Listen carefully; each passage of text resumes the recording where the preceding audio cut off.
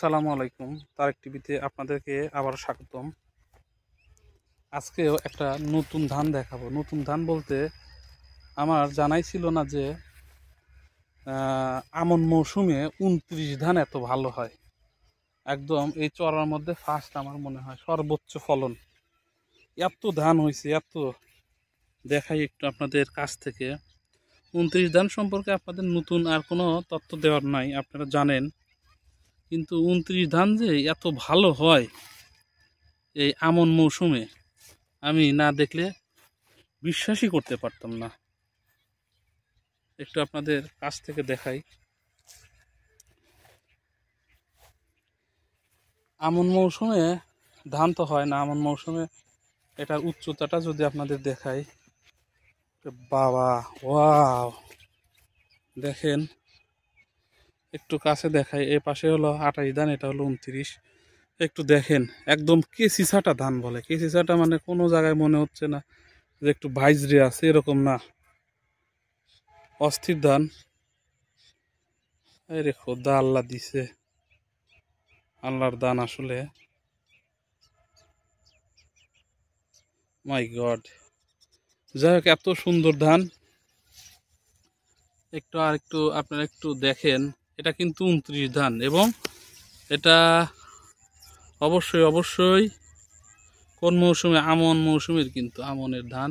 এটা কিন্তু ইরির না, ইরিতে এটা হয় ভালো, বা এটাতে অনেক ফলন হয়, শতকে প্রায় ১ মণ হয়। হ্যাঁ, ৩০ মণ প্রায় হয়। ৩৩-এ একদম সেম ফলন, জাস্ট অসাম। তো আপনাদেরকে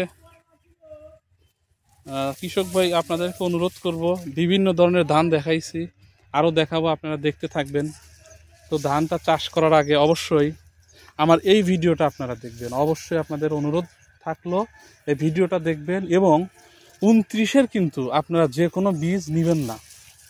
আমার ভিডিওতে যে ধানটা দেখতে পাচ্ছেন, এই ধানের সাথে মিলায়া আপনারা বীজ নেবেন। ২৯-এর কিন্তু ভেরিয়েন্ট আছে, যে কোনো বীজ নিয়ে আপনারা প্রতারিত হবেন না।